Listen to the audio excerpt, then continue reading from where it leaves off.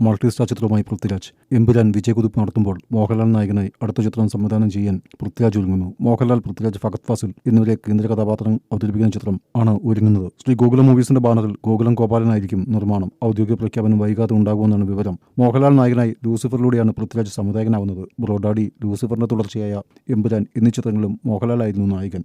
3 ചിത്രങ്ങളിലും പൃഥ്വിരാജ് അഭിനയിക്കുകയും ചെയ്തു. അതേസമയം ഹോളിവുഡ് ചിത്രങ്ങളോട് കിടപിടിക്കും വിധം ഒരുക്കിയ എമ്പുരാൻ ലോകമെമ്പാടും വലിയ ജനപ്രീതിയാണ് നേടുന്നത്. മോഹൻലാലും പൃഥ്വിരാജും മഞ്ജു വാര്യരും ടോവിനോ തോമസും നിറഞ്ഞു നിൽക്കുന്നു. ചിത്രത്തിന്റെ 3ാം ഭാഗം ഉണ്ടാകുന്ന സൂചന നൽകിയാണ് എമ്പുരാൻ അവസാനിക്കുന്നത്. ആശീർവാദ് സിനിമാസിന്റെയും ലൈക്ക പ്രൊഡക്ഷൻസിന്റെയും ശ്രീ ഗോകുലം മൂവീസിന്റെയും ബാനറിലാണ് നിർമ്മിച്ചത്. അതേസമയം വിലായത്ത് ബുദ്ധ പൂർത്തിയാക്കിയ പൃഥ്വിരാജ് രാജമൗലി ചിത്രത്തിലാണ് അഭിനയിക്കുന്നത്. പൃഥ്വിരാജ് പ്രതിനായകനായി എത്തുന്ന ചിത്രത്തിൽ മഹേഷ് ബാബുവാണ് നായകൻ.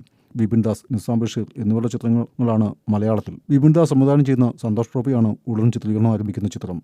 ചിത്രത്തിന്റെ 3ാം ഭാഗം ഉണ്ടാകുന്ന സൂചന നൽകിയാണ് എമ്പുരാൻ അവസാനിക്കുന്നത്. ആശീർവാദ് സിനിമാസിന്റെയും ലൈക്ക പ്രൊഡക്ഷൻസിന്റെയും ശ്രീ ഗോകുലം മൂവീസിന്റെയും ബാനറിലാണ് നിർമ്മിച്ചത്. അതേസമയം വിലായത്ത് ബുദ്ധ പൂർത്തിയാക്കിയ പൃഥ്വിരാജ് രാജമൗലി ചിത്രത്തിലാണ് അഭിനയിക്കുന്നത്. പൃഥ്വിരാജ് പ്രതിനായകനായി എത്തുന്ന ചിത്രത്തിൽ മഹേഷ് ബാബുവാണ് നായകൻ.